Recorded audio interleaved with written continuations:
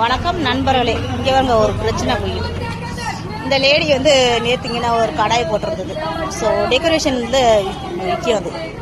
So இன்னொருத்தர் வந்து கடை வைக்கணும்னு பிரச்சனை பண்ணிட்டு இருக்காரு. எலுமிச்சம்பழம் விற்க போறாருன்னு நினைக்கிறேன். இந்த மூட்டையில் இருக்க பாருங்க.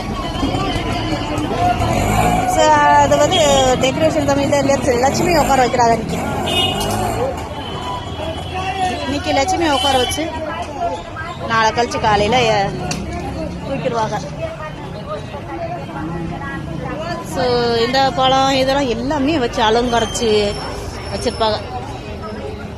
இந்த ஆள் அந்த லேடியை சண்டை போட்டுக்கிட்டு இருக்காரு, கடை வைக்க விட மாட்டேன் அப்படின்ட்டு. அது டெய்லி இங்கே தான் வைக்குது.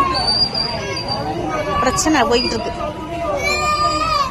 யாராக இருந்தாலும் ஒரு அப்புறாணியை பார்த்து சண்டை போடக்கூடாது. அப்படித்தானே ஃப்ரெண்ட்ஸ்? ஸோ நம்ம கூட ஈக்குவலாக யார் சண்டை போடுவாங்களோ அவங்க கூட தான் நீங்கள் சண்டை போட்டு ஜெயிக்கணும். இதெல்லாம் பாவம். எப்பயாச்சும் இந்த சீசனில் தான் வந்து கடையை வைப்பாங்க. அது 2 குழந்தைங்க நான் உட்காந்துட்டு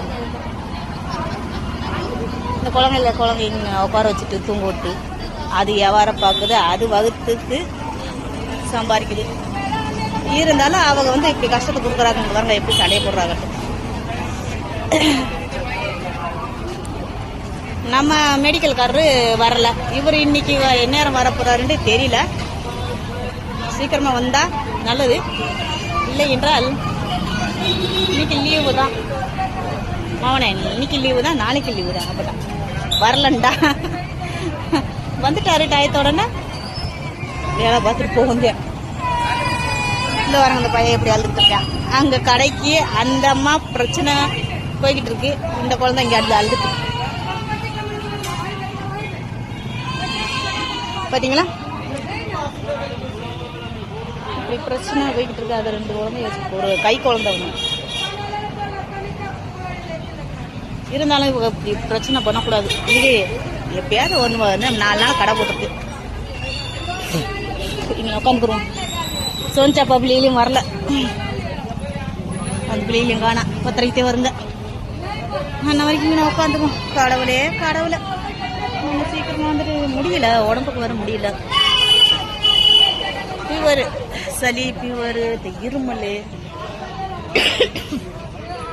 நைட்லாம் தூக்கத்தில் இருமல் வரும். தொண்டெல்லாம் கரண்டு கிச்சு கிச்சுட்டு.